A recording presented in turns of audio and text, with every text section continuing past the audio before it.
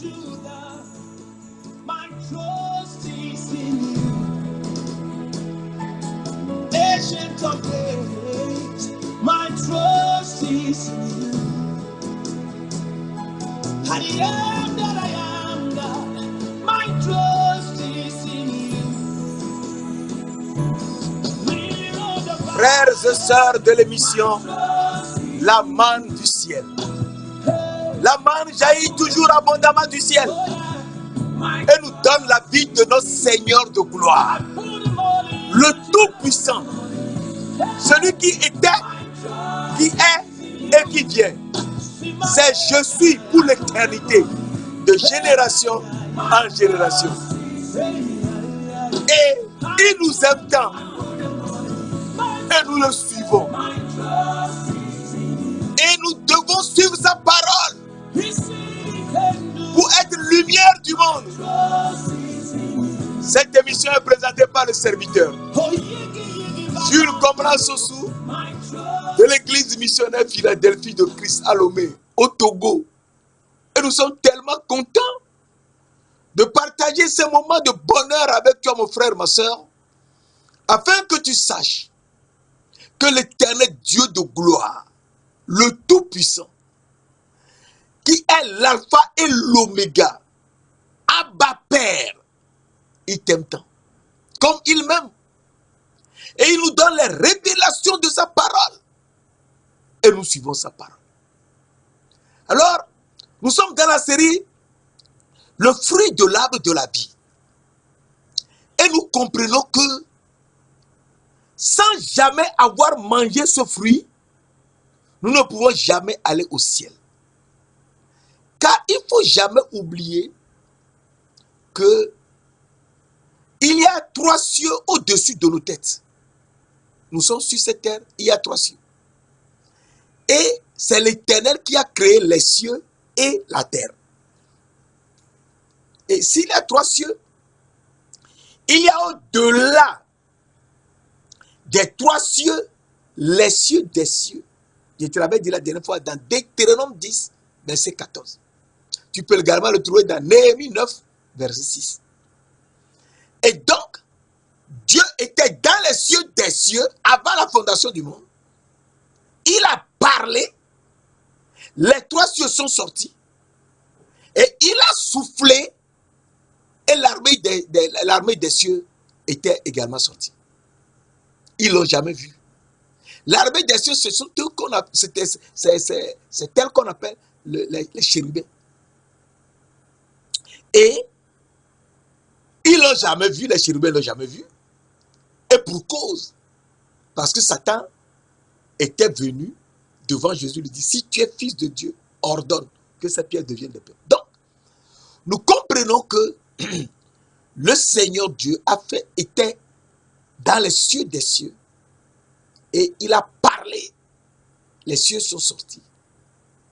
Et il a soufflé. Les chérubins, l'armée des cieux était sortie des milliards.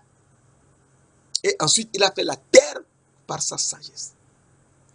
Proverbe 3, verset 19 nous dit, et c'est très important de le répéter chaque fois, l'Éternel a fondé la terre par sa sagesse. Et donc, une fois qu'il a pris la poussière de la terre pour nous souffler, nous âmes vivantes, invisibles, dans la poussière de la terre, cela veut dire que Dieu a soufflé, l'Éternel a soufflé le souffle de vie. Il a soufflé l'âme dans la sagesse, dans sa propre sagesse. Puisque la terre est fondée par la sagesse de l'Éternel. Et Dieu a pris la poussière de la terre et nous a soufflé, nous âmes vivantes, dans la poussière de la terre. Donc il nous a soufflé dans sa sagesse. Et nous avons un corps. Notre corps est formé par la sagesse de Dieu. Et donc l'âme étant dans ce corps doit absolument suivre la sagesse de Dieu pour être ce que Dieu veut qu'il soit. Il ne faut pas oublier que nous sommes venus sur cette terre porter sur la tête des chérubins. Et nous étions assis sur un trône en saphir. Et nous étions sur la tête des chérubins. Nous brillions, que les chérubins avaient 2 ailes sur leur visage et volaient avec 2 ailes. Et l'Éternel également était sur la tête des chérubins, sur un trône en saphir. Et nous avons tendance à oublier ce passage, et ce n'est pas bon. L'homme était venu sur terre, était assis sur un trône en saphir. Cela se trouve dans Ézéchiel 1. Je te montre ça rapidement et nous avançons. Ézéchiel 1, verset 26 à 28, qui est très important. Ézéchiel 1, verset 26. Nous lisons: au-dessus du ciel, qui était sur leur tête, au-dessus du ciel, qui était sur leur tête, sur la tête des chérubins, il y avait quelque chose de semblable à une pierre de saphir en forme de trône. Et sur cette forme de trône, il y avait apparaissait comme une figure d'homme assis dessus en haut. Donc, nous étions assis sur un trône en saphir. Et un trône en saphir, donc c'est un roi qui est assis sur un trône. Il y avait quelque chose, il apparaissait sur cette forme de trône, apparaissait comme une figure d'homme placée dessus en haut. Donc, nous étions, c'est l'homme qui est venu. Et l'homme qui est venu, le Seigneur veut faire quelque chose de très important à l'homme. Verset 27, je vis comme de l'airain poli, comme du feu, au-dedans duquel était cet homme, et qui rayonnait tout autour, depuis la forme de ses reins jusqu'en haut, depuis la forme de ses reins jusqu'en bas. Je vis comme du feu, et comme une lumière éclatante dont il était environné. Donc le monsieur, l'homme, était dans le feu, brillait comme la lumière éclatante. Tel était l'aspect de cette lumière éclatante qui l'entourait. C'était une image de la gloire de l'Éternel. Donc, l'homme était l'image de la gloire de l'Éternel. Et c'est très important de savoir cela. Parce que Ézéchiel 10 nous dit, Ézéchiel 10 verset 1 nous dit, ça c'est l'homme. Ézéchiel 10 verset 1 nous dit, je regardais, voici au-dessus du ciel qui était au-dessus de leur tête, de la tête des chérubins, il y avait comme une pierre de saphir. Et on voyait dessus d'eux quelque chose de semblable à une forme de trône. Donc, il y avait un trône en forme de saphir.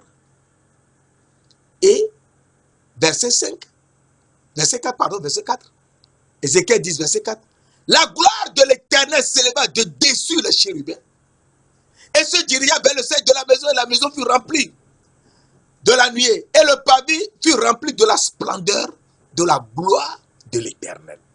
Donc, l'Éternel également est assis sur un trône en saphir porté par des chérubins et était assis au-dessus d'eux. Et les chérubins avaient 2 ailes avec lesquelles ils volaient et 2 ailes dont ils fermaient le visage. Parce que l'Éternel brillait, il resplendissait comme le soleil. Et ses yeux, ses vêtements étaient comme la lumière. Et c'est très important. Et nous aussi, nous étions comme l'Éternel.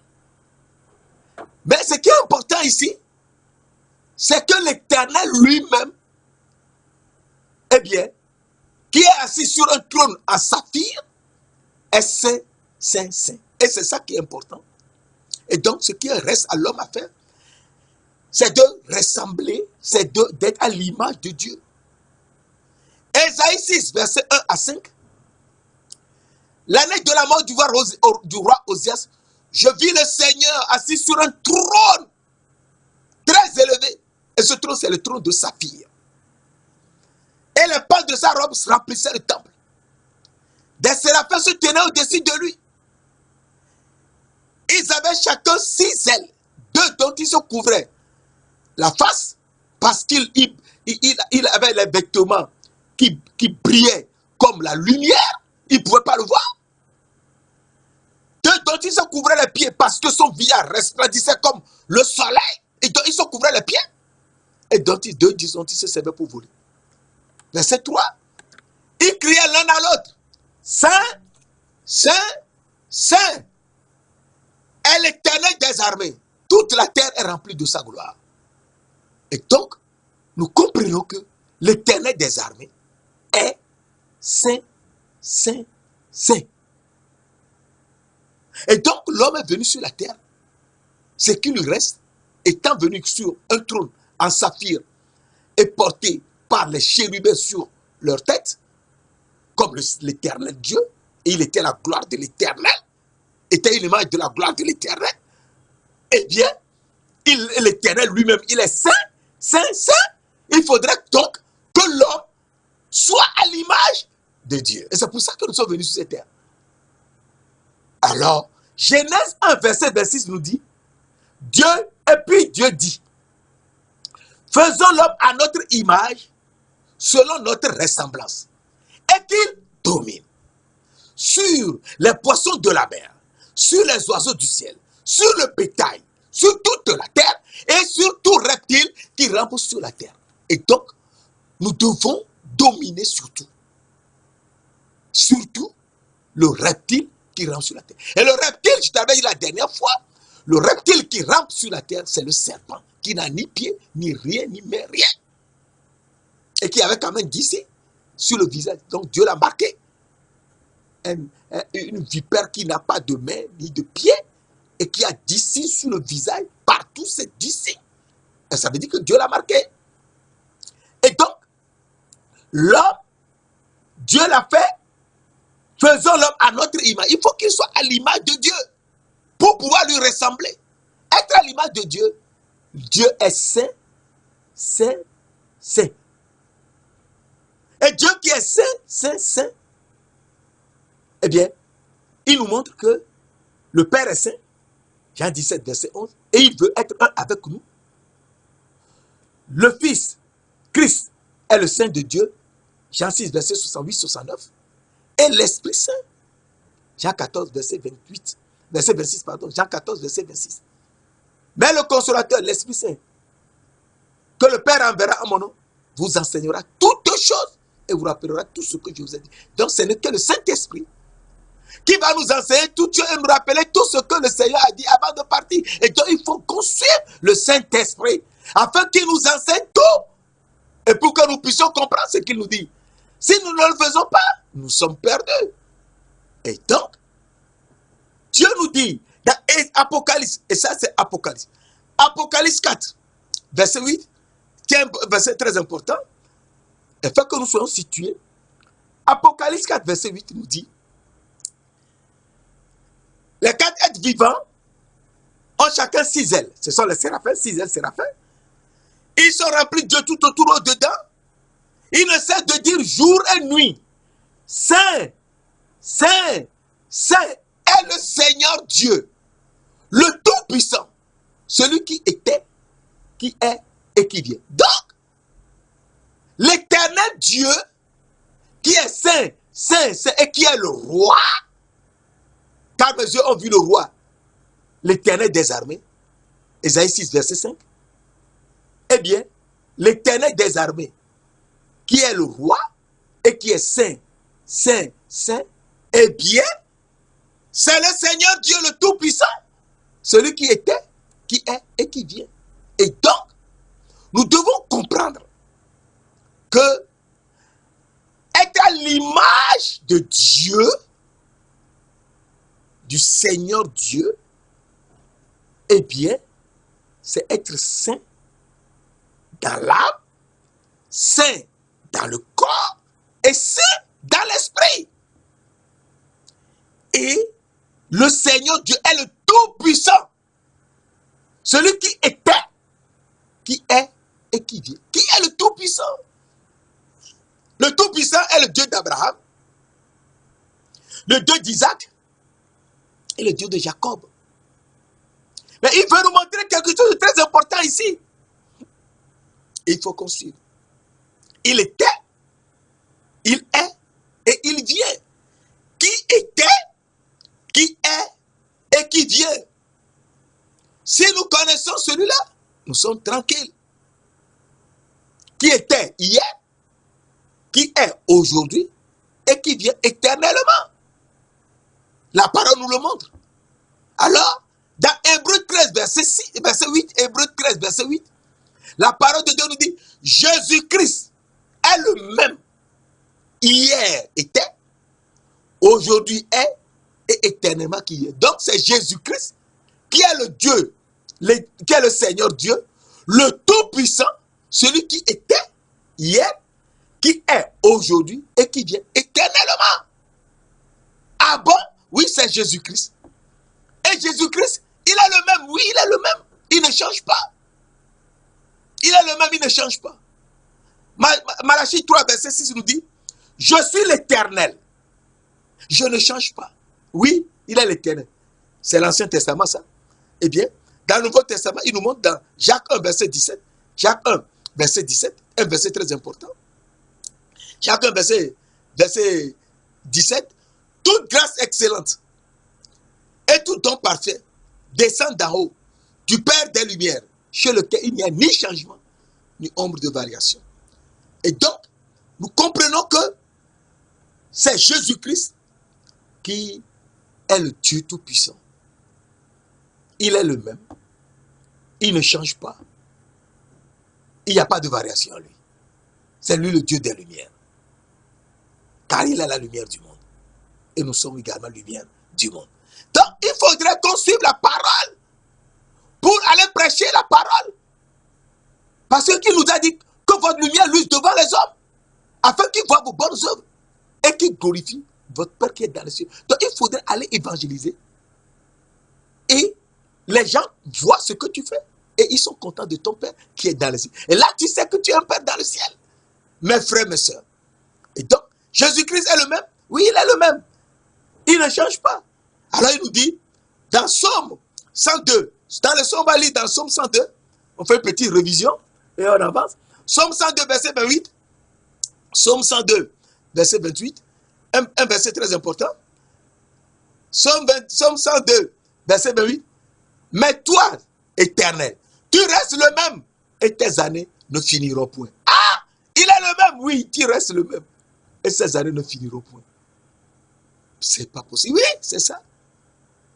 Alors, quand tu comprends ces choses, tu es tellement content parce que Dieu de gloire nous dit, il est le même et ses yeux il ne change pas.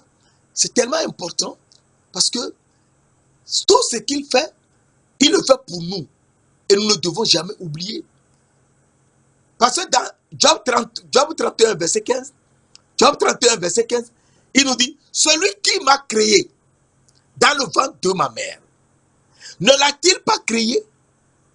Le même Dieu ne nous a-t-il pas formés dans le ventre maternel? Donc, c'est le même Dieu qui nous a formés dans le ventre maternel. Job 31, verset 25, le même Dieu, c'est le Seigneur Jésus-Christ, qui nous a formés tous dans le ventre maternel. Ah, oui, c'est le même. Alors, Ésaïe nous dit, Ésaïe 41, verset 6, nous lisons dans Ésaïe 41, Ésaïe 41, verset 4, pardon, Ésaïe 41, verset 4. Ésaïe 41, verset 4. Qui a fait et exécuté ces choses? C'est celui qui a appelé les générations dès le commencement. Moi, l'Éternel, le premier et le même, jusqu'au dernier temps. Moi, l'Éternel, le premier et le même, jusqu'au dernier temps. Et donc, c'est le même Dieu, le même Éternel, le même, tout le temps le même. Alors, nous comprenons que s'il est le même, eh bien, il nous dit, dans Ésaïe 46, verset 4, je te donne les versets pour que toi-même tu les étudies. Ésaïe 46, verset 4, jusqu'à votre vieillesse, je serai le même. Jusqu'à votre vieillesse, je vous soutiendrai. Je l'ai fait, je veux encore vous porter. vous soutenir et vous sauver. Oh, à qui me comparerez-vous pour le faire mon égal? À qui ferez-vous ressembler pour que vous soyez semblables? Il n'y a personne. C'est lui seul qui est Dieu, le même Dieu, tout le temps. Mes frères et sœurs. Alors, si c'est ainsi, il nous dit dans Romains 10, verset 12, dans Romains 10, verset 12, nous voyons ça rapidement. Romains 10, verset 12, un verset important. Il n'y a aucune différence, en effet, entre le juif et le grec, puisqu'ils ont tous un même Seigneur, qui est riche pour tous ceux qui l'invoquent. Ils ont un même Seigneur, qui est riche pour tous ceux qui l'invoquent. Donc c'est le même Seigneur, le même Dieu, le même éternel, le premier, le même, c'est le même. Mes frères, mes sœurs, il faut qu'on se réveille. Et c'est en se réveillant qu'on comprend la parole de Dieu tout doucement. Alors, pour finir, je te montre un verset très important également. Dans 1 Corinthiens 12, versets 4 à 6, il y a diversité de dons, mais le même esprit. Diversité de ministères, mais le même Seigneur. Et diversité d'opérations, mais le même Dieu qui opère tout en tous. Le même Dieu, le même Seigneur, le même esprit. Et donc à partir de là, nous savons que c'est le même. Il ne change pas. Et donc s'il ne change pas, il faut qu'on suive sa parole. Sa parole qui nous dit d'être saint comme lui. Il est le même. Il ne change pas. C'est lui qui est saint, saint, saint. Et donc il nous a fait venir sur cette terre pour que nous soyons saints dans l'âme, saints dans le corps qui nous a formés par sa sagesse, et saints dans l'esprit. Et pour pouvoir être saint dans l'âme, il faut suivre la sagesse de Dieu. Pour être saint dans l'âme, il faut suivre la sagesse de Dieu, craindre Dieu et respecter l'ordre qu'il nous a donné dans le jardin d'Éden et être humble. Et donc, il faudrait que notre âme, dont le visage resplendissait comme le soleil, et portant des vêtements de lumière, comme le Seigneur Jésus-Christ lui-même, eh bien, notre âme doit absolument craindre Dieu et garder cette sagesse. Alors nous lisons, dans Proverbe 15, verset 33, Proverbe 15, verset 33, nous voyons que, Proverbe 15, verset 33, la crainte de l'Éternel, Proverbe 15, verset 33, la crainte de l'Éternel enseigne la sagesse. La crainte de l'Éternel enseigne la sagesse. Et donc, notre âme, pour pouvoir être sage et garder son visage resplendissant comme le soleil et les vêtements de lumière qu'elle portait, eh bien, il faudrait qu'on sache que pour être saint encore dans l'âme, il faut qu'on craigne l'Éternel. Il faut le craindre. Si on ne le craint pas, on ne peut jamais avancer. Proverbe 15, verset 33, la crainte de l'Éternel enseigne la sagesse. Et l'humilité précède la gloire. Et donc, c'est la crainte de l'Éternel qui va nous montrer l'humilité que nous devons avoir dans l'âme. Et ayant cette humilité dans l'âme, eh bien, nous ne pouvons qu'espérer la gloire. Alors, comment avoir cette sagesse? Cette sagesse qui est la crainte de l'Éternel, c'est de respecter l'ordre de mission de Dieu. Dieu nous a donné un ordre de mission. Et cet ordre de mission, c'est ça que nous devons tout le temps suivre. Sinon, on est perdu. Il faut respecter l'ordre de mission de Dieu et ne rien faire d'autre que dessous l'ordre de mission. Et parce que si on ne suit pas l'ordre de mission, on est perdu. Alors Dieu nous dit, dans Genèse 2, versets 15 à 17, l'Éternel Dieu plaça l'homme dans le jardin d'Éden pour le cultiver et le garder. Donc c'est l'Éternel Dieu qui a mis l'homme dans le jardin d'Éden pour le cultiver et le garder. Et je t'avais dit la dernière fois, cultiver c'est chercher quelque chose. Et pour chercher ce quelque chose, il faut travailler. Travailler. Jusqu'à trouver l'arbre de la vie au milieu du jardin. Alors Dieu nous dit, il nous a mis dans le jardin d'Éden pour cultiver le jardin et le garder. Verset 16. Puis l'Éternel donna cet ordre à l'homme. Donc nous avons reçu un ordre de mission. Tu pourras manger de tous les arbres du jardin, mais tu ne mangeras pas l'arbre de la connaissance du bien et du mal, car le jour où tu en mangeras, tu mourras. Donc, l'Éternel nous a donné notre mission. Notre mission, c'est de cultiver le jardin, de pouvoir manger les arbres que nous pouvons trouver dans le jardin, mais de ne jamais manger l'arbre de la connaissance du bien et du mal, parce que l'arbre de la connaissance du bien et du mal était destiné pour la nourriture des animaux. Et l'arbre de la vie était destiné pour la nourriture de l'homme, âme vivante. Alors, nous voyons que Dieu nous dit, dans Genèse 2, versets 8 et 9, Genèse 2, versets 8 et 9, puis l'Éternel planta un jardin en Éden du côté de l'Orient, et il y mit l'homme qu'il avait formé. Donc, c'est très important que c'est Dieu qui nous a mis dans le jardin d'Éden. Verset 9.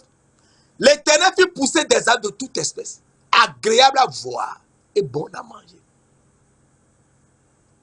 Et l'arbre de la vie au milieu du jardin, et l'arbre de la connaissance du bien et du mal. Donc l'arbre de la vie est au milieu du jardin. Et l'arbre de la connaissance du bien et du mal. Donc l'arbre de la vie est après le fleuve Pichon. Le fleuve Gihon se trouve après le fleuve Gihon qui entoure le pays de Couche, qui est l'obscurité. Donc après l'obscurité, chaque fleuve fait 1000 coudées. C'est beaucoup de distance. Et donc, après le fleuve Gihon qui se trouve à 2000 coudées, on ne peut jamais être à Pichon ici, voir dans l'obscurité encore l'arbre de la vie. Et l'homme doit chercher l'arbre de la vie qui est au milieu du jardin. Et l'arbre de la connaissance du bien et du mal. Et ne jamais manger l'arbre de la connaissance du bien et du mal. Pourquoi? Parce que l'arbre de la connaissance du bien et du mal, son fruit était destiné à la nourriture des animaux. Alors nous lisons dans Genèse 2, verset 19 à 20. Genèse 2, 19, 20. L'Éternel forma de la terre. Nous sommes venus des cieux. Nous sommes sortis âme vivante de l'âme, du sang de Dieu. Du sang de Dieu. C'est très important. Nous sommes sortis du sang de Christ. Et nous sommes portés sur la tête des chérubins. Au niveau des trois cieux que Dieu a formés par sa parole. Et a soufflé, les chérubins sont sortis. Il nous a fait porter sur leurs ailes. Et nous sommes venus sur cette terre. Et l'Éternel, Genèse 2, verset 19 nous dit, Genèse 2, verset 19, l'Éternel forma de la terre tous les animaux des champs et tous les oiseaux du ciel. Et il les fit venir à l'homme pour voir comment l'homme les appellerait. Et afin que tout être vivant porta le nom que lui donnerait l'homme. Verset 20. Et l'homme donna à tout le bétail, aux oiseaux du ciel et à tous les animaux des champs des noms. L'homme, c'est l'homme qui a donné des noms à tous les animaux des champs, à tout le bétail, à tous les oiseaux du ciel. Et ces animaux doivent manger quelque chose. Ce que ces animaux doivent manger, c'est l'arbre de la connaissance du bien et du mal. Et le serpent, qui est un chérubin, rusé, c'est la ruse qui était sa sagesse. Eh bien, il a trompé la femme qui ne doit pas manger l'arbre de la vie, qui ne voyait d'ailleurs pas, mais de manger l'arbre de la connaissance du bien et du mal, qui est l'arbre de la nourriture des animaux, et qui serait comme des dieux.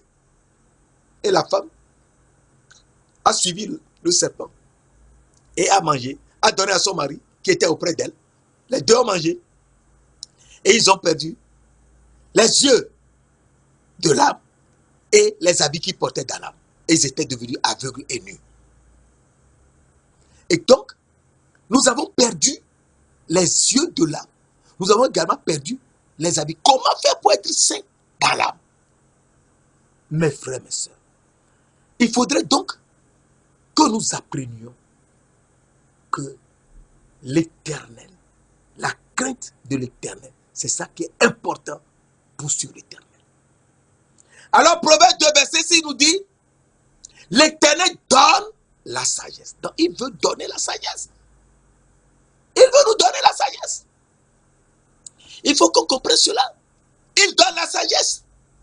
Et donc, en donnant la sagesse, il faudrait qu'on suive quelle est cette sagesse qu'il nous donne pour pouvoir mieux le suivre.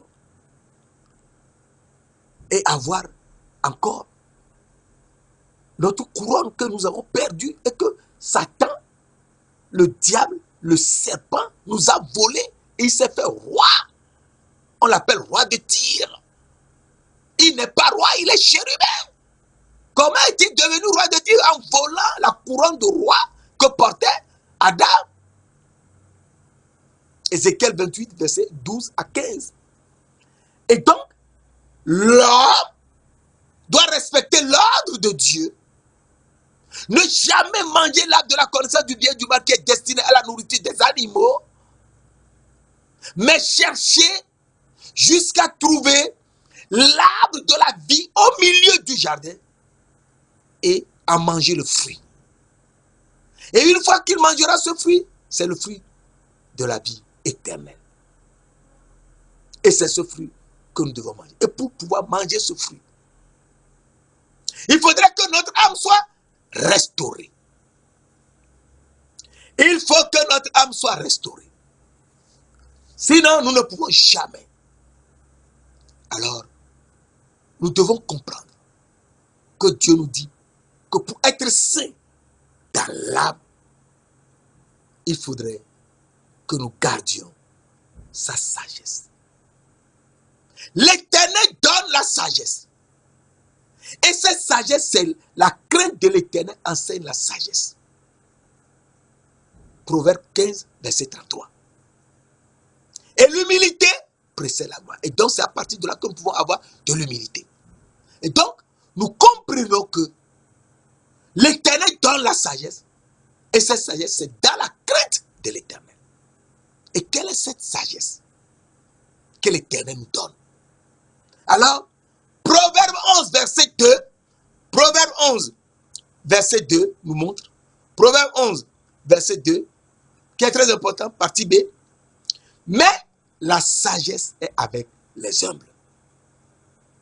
La sagesse de Dieu, de l'Éternel Dieu est avec les humbles. Donc, il faut que notre âme ait la sagesse d'être humble. Et être humble, c'est ça qui nous permettra de retrouver notre couronne de roi. Alors, le Seigneur Jésus-Christ nous montre, et un verset très important. Dans Zacharie 9, verset 9, le Seigneur Jésus-Christ nous montre que c'est lui. C'est lui qu'il faut suivre. Oui, c'est lui qu'il faut suivre. Sois transporté d'allégresse, fille de Zion. Pousse des cris de joie, fille de Jérusalem. Voici ton roi vient à toi. Donc Jésus-Christ est le roi. Le roi vient à lui. Il est juste et victorieux. Il est humble. Il est humble. Monté sur un âne. Sur un âne, le petit d'une ânesse. Donc il est monté sur lui, ânesse, et sur un anneau. Matthieu 21, verset 1 à 9. Et donc, le roi, voici ton roi vient à toi. Donc le roi vient. Il est juste et victorieux. C'est lui le victorieux. Il est toujours vainqueur. C'est lui l'éternel. Mais il est humble. Donc il nous faut être humble. C'est ça la sagesse qu'il nous donne. Mais la sagesse est avec les humbles. Donc Jésus-Christ nous enseigne la sagesse d'être humble.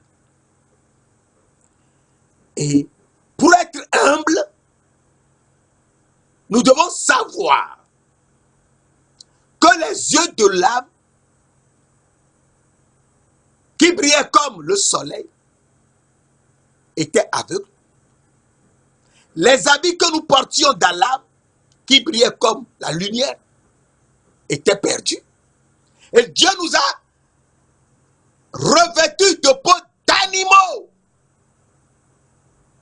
Dieu a tué un animal comme nous avons mangé l'arbre de la connaissance du bien et du mal qui était destiné à la nourriture des animaux. Dieu a tué un animal et nous a habillés. Et ça, beaucoup de gens ne le savent pas. Il faut le savoir. Alors nous lisons dans il a tué un animal et nous a habillés. Ça se trouve dans Genèse 1, dans Genèse 3, verset 21. Genèse 3, verset 21, très rapidement. L'Éternel Dieu fit à Adam et à sa femme des habits de peau et il les a revêtis. Des habits de peau de quoi? De peau d'animal. Il a tué un animal, surtout le bélier, puisqu'il a donné un bélier à Abraham et Isaac, à la place de son fils, Isaac. Il leur a donné un bélier. Et nous comprenons que sûrement c'est un bélier qu'il avait donné. Il a enlevé la peau du bélier et a habillé l'homme. Et l'homme se comportait en animal. Nous tuons, nous commettons d'adultère, nous volons, nous faisons de faux témoignages, nous convoitons les choses qui ne nous appartiennent pas, nous adorons des idoles, et Dieu n'est plus notre Père. Nous avons des pères dans les églises partout. Je suis le Père des autres.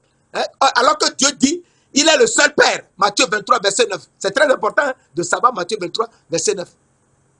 Car Dieu n'appelez personne sur la terre votre Père. Car il y a qu'un seul est votre Père, grappé. C'est celui qui est dans les cieux. Notre Père qui est aux cieux. Que ton nom soit sanctifié. Donc, Matthieu 23, verset 9. Il est le seul Père. Et donc, nous avons commencé à faire des idolâtries. Et nous disons que nous sommes pères des autres. Tu ne seras père que de ton enfant. C'est tout. Et Dieu est venu pour nous restaurer. Il faut qu'on soit restauré. Et pour nous restaurer afin que nous ayons notre âme, eh bien, il va nous faire quelque chose de très important. Et quelque chose qu'il veut nous faire, il faut qu'on suive ça très doucement. Il va purifier notre âme en éprouvant notre âme dans le feu du Saint-Esprit. Mes frères, mes sœurs, la parole de Dieu est terrible. Parce que Nous avons été chassés du jardin d'Éden. Nous avons été chassés du jardin d'Éden. Et étant chassés, nous n'avons plus les habits, les vêtements de lumière que nous portions dans l'âme. Et nous avons les yeux de l'âme qui étaient fermés, aveugles. Et nous nous sommes vus nus ici comme les animaux étaient. Et Dieu nous a habillés de peau d'animal. Et nous nous comportions comme des animaux parce que nous avons mangé le fruit de l'arbre de la connaissance du bien et du mal qui était destiné à la nourriture des animaux. Parce que nous avons été trompés par le serpent qui avait voulu notre couronne de roi et l'a pris. Ézéchiel 28, verset 12 à 15. Et l'Éternel nous a chassés du jardin. Genèse 3, verset 23, l'Éternel Dieu le chassa Adam du jardin d'Éden pour qu'il cultivât la terre d'où il avait été pris. Mais il faut rappeler ici que l'homme n'avait pas été pris de la terre, comme les animaux étaient pris de la terre.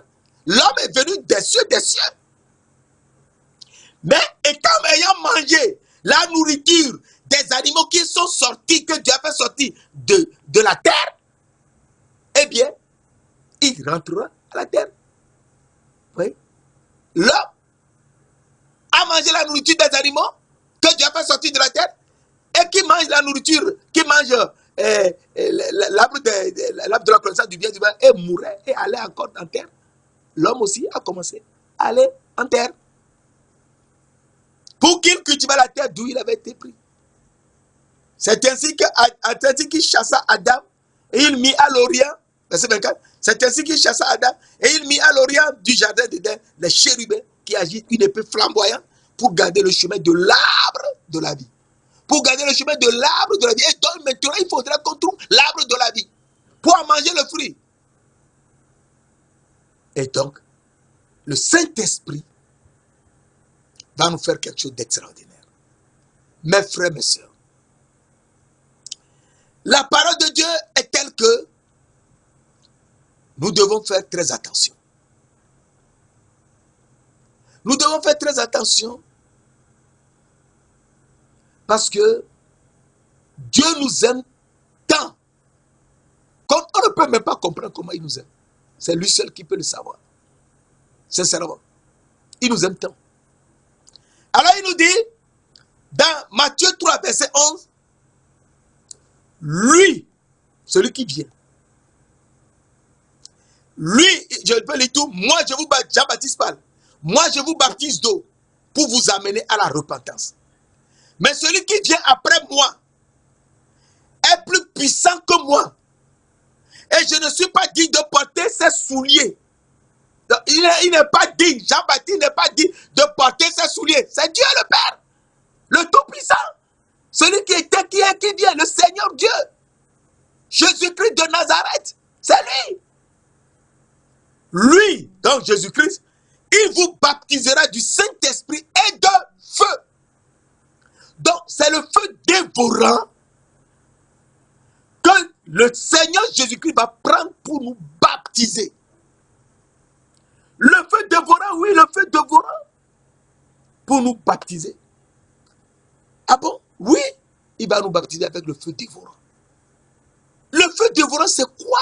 Eh bien, Dieu nous dit, et c'est très important, dans Deutéronome 4, verset 24, Deutéronome 4, verset 24, un verset tellement important, car l'Éternel, ton Dieu, est un feu dévorant et un Dieu jaloux.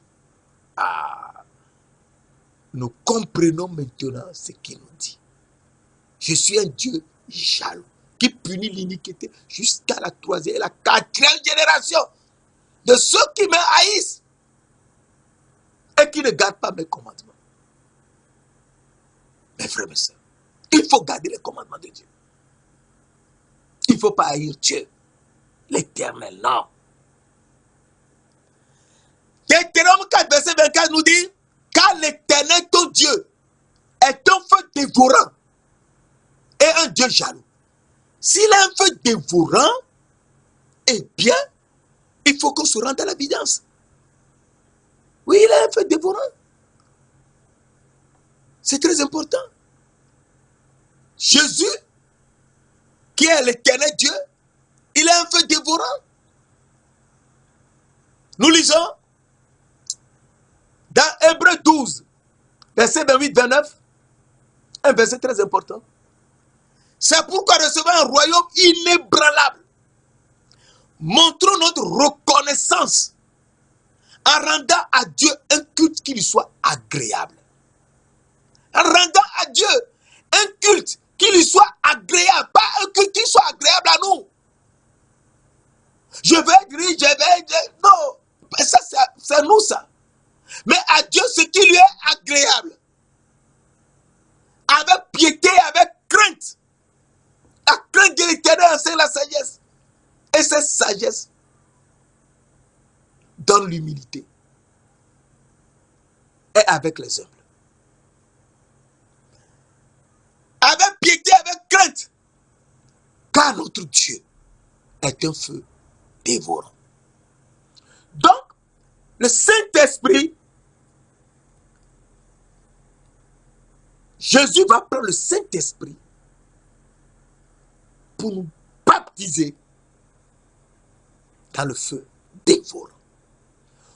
Pourquoi dans le feu dévorant? C'est très important de savoir ces passages. Le Saint-Esprit que Dieu nous donne à la Pentecôte va nous purifier. Le Saint-Esprit que Dieu nous donne à la Pentecôte va nous purifier. C'est très important. Car la parole de Dieu nous dit dans, comment on appelle, Acte 2, verset 16 à 18, Acte 2, verset 16 à 18, nous lisons rapidement. C'est ici ce qui avait été dit par le prophète Joël. Dans les derniers jours, dit Dieu, je répandrai de mon esprit sur toute chair. Vos filles et vos fils prophétiseront.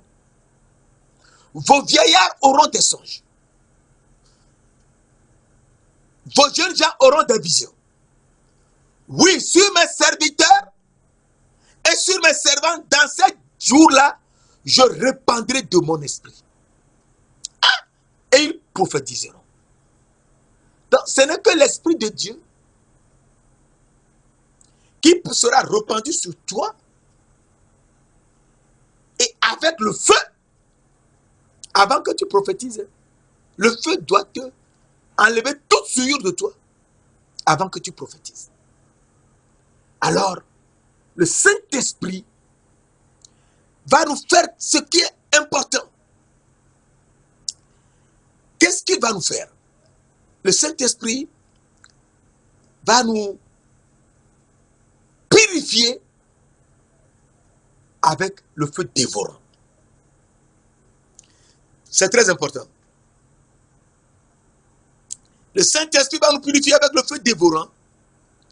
Et une fois qu'il sera répandu sur nous, je répandrai sur vous le Saint-Esprit, et vous prophétiseront. Eh bien, le Saint-Esprit va prendre l'eau que Jésus-Christ a versée à la croix. Il ne faut jamais oublier que Jésus a versé du sang et de l'eau lorsqu'on l'a percé. Et c'est l'éternel des armées qu'on a percé à la croix. Zacharie 12, verset 5 à 10. Et donc, le Saint-Esprit va prendre l'eau pour nous purifier. Quelle est cette eau? C'est très important. 1 Jean 5, verset 6 à 8 nous dit, 1 Jean 5, verset 6 à 8 nous dit, c'est lui, Jésus-Christ, qui est venu avec de l'eau et avec du sang. Non seulement avec de l'eau, mais avec de l'eau et du sang. Et c'est l'Esprit qui rend témoignage, car l'Esprit est la vérité. Il y a trois qui rendent témoignage. Verset 8 enfin, l'Esprit, l'eau et le sang. Et les trois sont d'accord. Les trois sont un. Et donc, le Saint-Esprit va prendre l'eau que Jésus a versé à la croix pour nous purifier. Quelle est cette eau que Jésus a versée à la croix? Et qui est Jésus? Jésus-Christ est le prince de la paix. Mes frères, mes sœurs. Jésus-Christ est le prince de la paix. Ésaïe 9, verset 5. Car un enfant nous est né, un fils nous est donné, et la domination reposera sur son épaule. On l'appellera admirable, conseiller, Dieu puissant, Père éternel, grand paix, prince de la paix, grand paix. Et donc le prince de la paix à la croix, lorsqu'on l'a percé, qui est l'éternel des armées qu'on a percé, Zacharie 12, verset 5 à 10, eh bien, le prince de la paix a versé du sang et de l'eau. Du sang pour faire l'expiation de nos âmes. Et l'eau pour nous purifier. Alors, l'eau que le prince de la paix a versée, c'est l'eau paisible. Ah! L'eau paisible, oui, Psaume 23, verset 2. Il me dirige près des eaux paisibles. Psaume 23, verset 2. Il me dirige près des eaux. L'Éternel est mon berger, je ne manquerai de rien. Et c'est ça, verset 2. Il me conduit dans les verts pâturages. Il me dirige près des eaux paisibles. Et cette eau paisible, c'est l'eau sortie de la côte du prince de la paix. L'eau paisible. Ce qui est sorti du prince de la paix, c'est l'eau paisible. Et cette eau paisible, c'est l'eau que le Saint-Esprit va prendre pour nous purifier. Et c'est très important. Le Saint-Esprit va nous purifier. Et il faut connaître cela. Alors, nous le voyons. Et bientôt, nous irons à la fin. Ézéchiel 36, verset 25 nous dit, voyez comment la Bible est écrite, Ancien Testament, Nouveau Testament. Ézéchiel 36, verset 25, je répandrai sur vous une eau pure et vous serez purifiés. Je vous purifierai de toutes vos souillures, les souillures d'Adam, les 7 souillures d'Adam et Ève, et de toutes vos idoles, l'idolâtrie de Canaan. C'est très important. Ah bon? Oui. Et le Seigneur va nous purifier de toutes nos souillures, les souillures d'Adam, les 7 souillures d'Adam et Ève, et l'idolâtrie de Canaan, qui adore d'autres dieux. Et donc, nous comprenons que il faudrait qu'on soit purifié par l'eau du Saint-Esprit. L'eau que le Saint-Esprit va répandre sur nous, va nous purifier avec l'eau. Et donc, nous comprenons que, à partir de là, le feu que le Saint-Esprit va d'abord mettre sur nous, afin de nous purifier totalement. Eh bien, Dieu nous le montre. Dans Apocalypse 3, verset 10, nous reviendrons sur ça. Mais je te donne cela rapidement. Apocalypse 3, verset 18 nous dit, je te conseille d'acheter de moi de l'or éprouvé par le feu. Donc, notre âme doit être éprouvée par le feu. C'est-à-dire du Saint-Esprit et de feu. Le feu de Dieu. Dieu est un feu dévorant. L'Éternel est un feu dévorant et un Dieu jaloux. Il est jaloux parce que nous sommes son épouse. C'est très important. Et il va nous purifier d'abord avec le feu. Donc, le feu entre dans notre âme. D'abord. Et nous sommes purifiés. Oui, mes frères, mes sœurs. C'est très important. Parce que sans ça, nous ne pouvons jamais comprendre la parole de Dieu. Et il nous dit dans 1 Pierre 1, verset 6, 1 Pierre 1, verset 7, pardon, afin que le preuve de votre foi ait pour résultat l'or périssable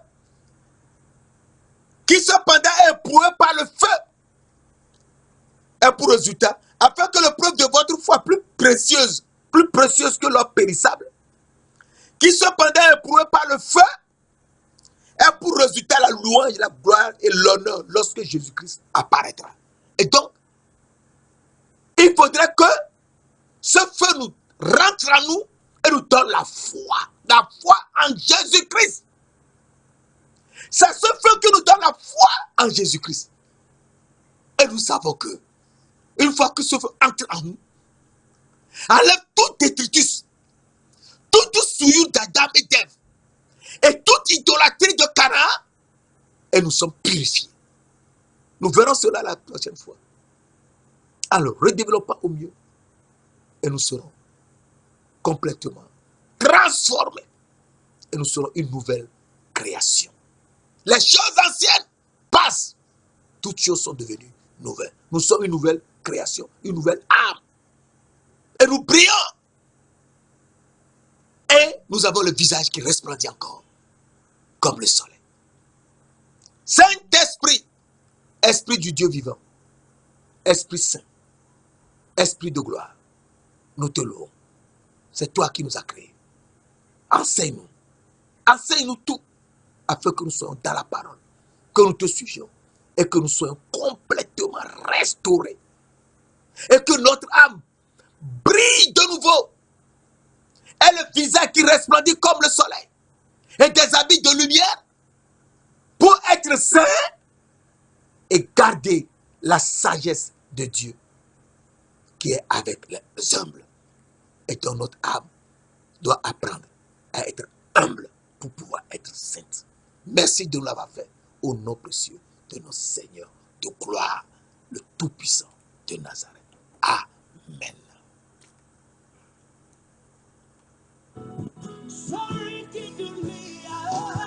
My trust is in